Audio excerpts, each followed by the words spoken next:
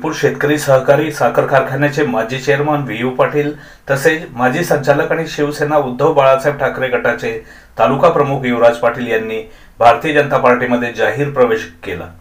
शिरपूरमध्ये झालेल्या या प्रवेश सोहळ्यास आमदार अमरीशभाई पटेल व आमदार काशीराम पावरा यांच्या प्रमुख उपस्थितीत पार पडला।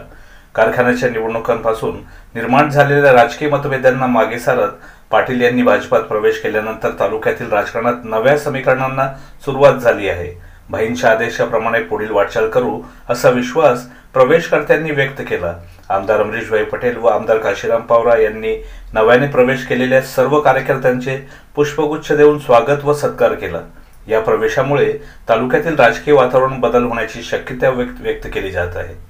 या कार्यक्रमात शिरपूर सहकारी साखर कारखान्याचे माजी चेअरमन वसंतराव पाटील, माजी संचालक सुभाष दुधेडिया, मधुकर नानभाऊ, बाबा पाटील, किशोर जाधव, युवराज पाटील, उबाठा गट, पृथ्वीराज जाधव, शरद पाटील, बीडी पाटील, विलास पाटील, गिरीश पाटील, श्याम पाटील, नितीन पाटील, राजेंद्र पाटील, दिलीप पाटील, यशवंत ढिवरे यांच्यासह आदींनी भाजपात प्रवेश केला।